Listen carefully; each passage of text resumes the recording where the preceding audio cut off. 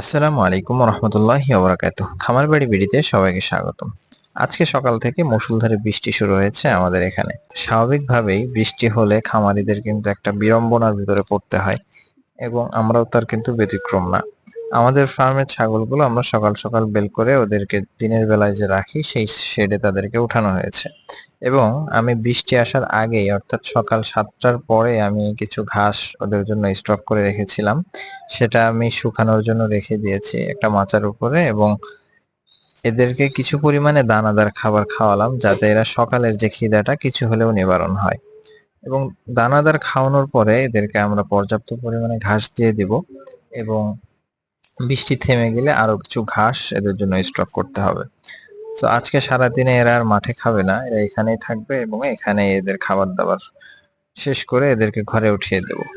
তো এই যে বৃষ্টির দিনে যে বিড়ম্বনা অর্থাৎ এক্সট্রা একটা কষ্ট, এদের জন্য আলাদা করে ঘাস সোর্স করতে হবে এবং সেই ঘাস এদেরকে ম্যানেজ করে দিতে হবে, সকলকে দিয়ে সমানভাবে খাওয়ানো যে বিষয়টা, এটা কিন্তু এক্সট্রা একটা ঝামেলার বিষয়।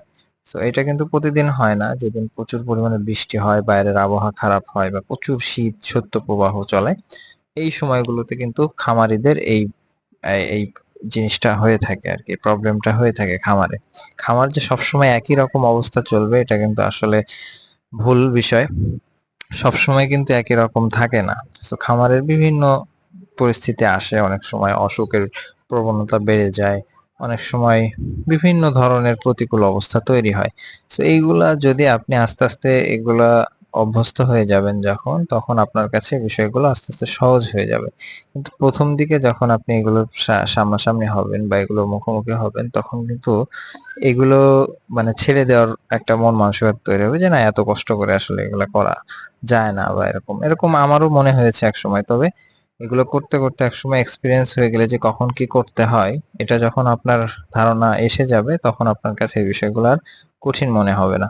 সো আমরাও আজকে এদেরকে যে শিডিউলে করি যে অতিরিক্ত বৃষ্টি হলে এদেরকে বাইরে যেতে দেয় না, কারণ এই যে বৃষ্টি ভেজা যে ঘাস, এই ঘাস যদি এরা খেতে যায় এদের পা ভিজে যাবে, এদের খুর পচা যে রোগ হয় সেই রোগের আশঙ্কা অনেকখানি বেড়ে যাবে এবং এই ভেজা ঘাস খেয়ে এদের পেটেরও অনেক সমস্যা হতে পারে। এজন্য যেহেতু এই ঘাসগুলো বৃষ্টিতে ভিজে একেবারে স্যাঁতসেঁতে হয়ে থাকে, সেজন্য এই ঘাসগুলোকে কেটে এনে একটু শুকিয়ে এরপরে পানি ঝরিয়ে যদি দেয়া যায় সেক্ষেত্রে কিন্তু ভালো হয়।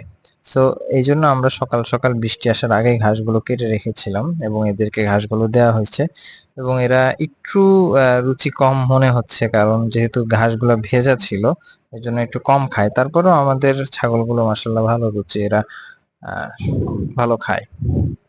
ভেজা হোক শুকনা হোক সব ঘাসই এরা খায়। তারপরেও ভেজা ঘাস দেওয়া ঠিক না ছাগলের জন্য, কারণ এদের পেটের সমস্যা হয় ভেজা ঘাস খেলে। আর বর্ষাকালে সব থেকে গুরুত্বপূর্ণ যে বিষয়টা সেটা হচ্ছে কৃমিনাশক করাতে হয়। অর্থাৎ বর্ষা আসার আগে এবং বর্ষার মাঝখানে এবং বর্ষার শেষের দিকেও কিন্তু কৃমিনাশক করাতে হয়। আপনার 3 মাস শিডিউল বা 3 মাসটাকে আপনি কমিয়ে 2.5 মাসেও নিয়ে আসতে পারেন। নিয়ে এসে আপনি এটাকে আহ কৃমিনাশকগুলো করিয়ে নিবেন, কারণ এই বর্ষার সময় অতিরিক্ত কৃমি আক্রমণ করে ছাগলকে, অর্থাৎ কলিজা কৃমি যেটা আছে, এবং এই যে শামুকের ভিতর থেকে কৃমি ঘাসের সাথে ডিম আসে এবং এর মাধ্যমে ওদের পেটে চলে যায়। সো এই যে বিষয়গুলো একটু খেয়াল রাখলে বর্ষার দিনে ছাগলগুলো ম্যানেজ করাটা অনেক সহজ হয়ে যায় এবং শীতের দিনেও তো আরো অনেক কঠিন পরিস্থিতির ভিতর দিয়ে যেতে হয়, এদের ঠান্ডা কাশি, অর্থাৎ ছাগল কিন্তু অনেক খুঁতখুঁতে একটা প্রাণী, এদের ঠান্ডা প্রচুর লাগে। তো এই জিনিসগুলো যদি আস্তে আস্তে আপনি ম্যানেজ করা শিখে যান বা যারা ছোট শুরু করেছে তারা যদি এগুলা শুরু থেকেই কিছু ধারণা পেয়ে যায় তাহলে তাদের জন্য এটা কিন্তু সহজ হয়ে যায়। এজন্য আমার একেবারে জিরো ধারণা ছিল এবং আমরা এটাকে ফেস করেছি এবং এগুলা পার করে করে আলহামদুলিল্লাহ আমরা এতদূর আসছি এবং আমরা আরো সামনে হয়তো আরো কিছু পাবো। তো সকলে ভালো থাকবেন ইনশাআল্লাহ। আমাদের জন্য দোয়া করবেন, আল্লাহ যেন আমাদের ব্যবসায় বারাকা দান করেন। আসসালামু আলাইকুম ওয়া রাহমাতুল্লাহি ওয়া বারাকাতুহু।